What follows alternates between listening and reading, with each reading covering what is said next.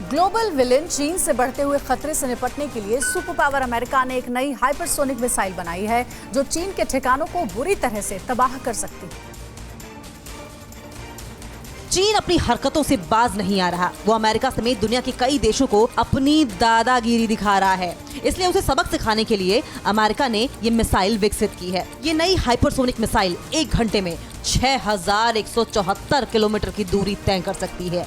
इसे सितंबर तक अमेरिकी सेना में शामिल कर लिया जाएगा। अमेरिकी मीडिया में दावा किया जा रहा है कि ये मिसाइल तबाही फैला सकती है। हालांकि अभी तक इसकी आधिकारिक पुष्टि नहीं हुई है। अमेरिका की इस नई मिसाइल को डिटेक्ट करना किसी भी एंटी मिसाइल सिस्टम के लिए आसान नहीं होगा। हाई स्पीड पर उड़ने की वजह से रडार भी इसकी वास्तविक लोकेशन का पता नहीं लगा पाएंगे। एक और बड़ी खबर मिल रही है। अफगानी सेना की तालिबान पर बड़ी कार्रवाई। 2 कमांडर समेत 30 तालिबानी आतंकी ढेर हुए हैं। वहीं 11 लोग घायल बताए जा रहे हैं। तालिबानी आतंकियों से भारी मात्रा में हथियार भी जब्त किए गए हैं। तालिबानी आतंकियों की 18 गाड़ियां भी जब्त हुई हैं। सेना ने तालिबान के अब कामरी जिले में ये बड़ी कार्रवाई की है। जिस चीन पर पाकिस्तान आंख बंद करके भरोसा करता है, उसी चीन ने पाकिस्तान को अब एक बहुत बड़ा झटका दिया है। चीन ने सेपेक में पाकिस्तान की तरफ से कई स्ट्रक्चरल कमजोरियां पाई। पाकिस्तान भारत को घेरने के लिए चाल चलता रहता है, लेकिन उसकी हर चाल नाकामयाब होती रही है। हिंद की सेना ने पाकिस्तान के हर प्लान को ध्वस्त किया है, लेकिन इस बार चीन ने ही पाकिस्तान के ख्वाब पर पलीता लगा दिया है। ग्वादर के रास्ते भारत को घेरने का ख्वाब पाल रहे पाकिस्तान ने संसद में ये बात कबूल कर ली है कि चीन ने बेल्ट एंड रोड इनिशिएटिव के अंतर्गत बनने वाले चीन पाकिस्तान आर्थिक गलियारे की फंडिंग को साल 2017 से ही बंद किया हुआ है। चीन के सीपीईसी की फंडिंग बंद करने के कारण कई इंफ्रास्ट्रक्चर के प्रोजेक्ट लटके पड़े हैं। दरअसल चीन ने अपनी फंडिंग को काफी सोच समझकर बंद करने का फैसला किया है। आगे बढ़ते हैं। प्रधानमंत्री नरेंद्र मोदी आज तमिलनाडु और केरल के दौरे पर जाएंगे और अर्जुन टैंक को सेना को सौंपेंगे। पीएम वहां कई परियोजनाओं का भी शिलान्यास करेंगे। पीएम मोदी आज तमिलनाडु के चेन्नई और केरल के कोची जाएंगे। पीएम दोनों राज्यों में कई परियोजनाओं का शिलान्यास और उद्घाटन करेंगे। पीएम मोदी सुबह 10:40 पर चेन्नई एयरपोर्ट पहुंचेंगे। इस दौरान मोदी चेन्नई मेट्रो रेल परियोजना की शुरुआत करेंगे। प्रधानमंत्री चेन्नई समुद्र तट और अट्टीपट्टू के बीच चौथी रेल लाइन का भी उद्घाटन करेंगे। में अर्जुन टैंक को सेना को सौंपेंगे।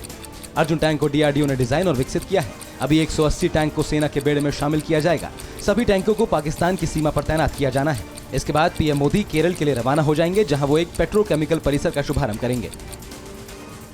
उधर पाकिस्तान का राजस्थान सीमा सटे थार के रेगिस्तान में सैन्य युद्धाभ्यास जारी है। पाकिस्तानी सैनिक यहां पर टैंक और तोपों से गोला बारूद बरसा रहे हैं।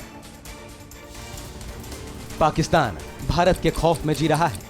उसे डर है कि भारत कहीं फिर से एक बार सर्जिकल स्ट्राइक न कर दे। इसीलिए वो अपनी रक्षा तैयारी को और मजबूत करने के लिए वॉर ड्रिल कर रहा है। ये युद्धाभ्यास 28 जनवरी से जारी है। इसमें पाकिस्तानी सेना की कराची कॉर्प्स और इन्फेंट्री यूनिट के जवान शामिल हैं। इस वॉर एक्सरसाइज को जिदर उल हदीस नाम दिया गया है। भारत की सीमा से सटे होने के कारण भारतीय सेना की भी इस युद्धाभ्यास पर पूरी नजर है।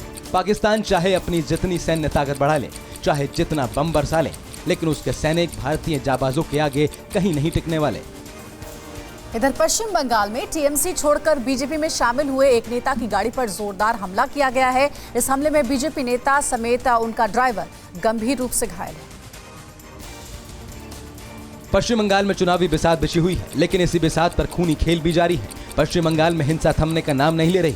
शनिवार देर रात नॉर्थ 24 परगना के बासंती हाईवे पर बीजेपी नेता बाबू मास्टर की गाड़ी पर हमला किया गया।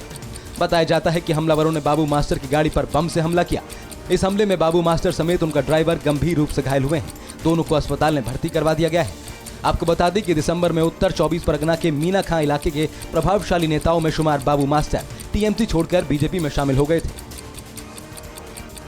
फिक्र आपकी, सोमवार से शुक्रवार रात 9 बजे सिर्फ TV9 भारतवर्ष पर।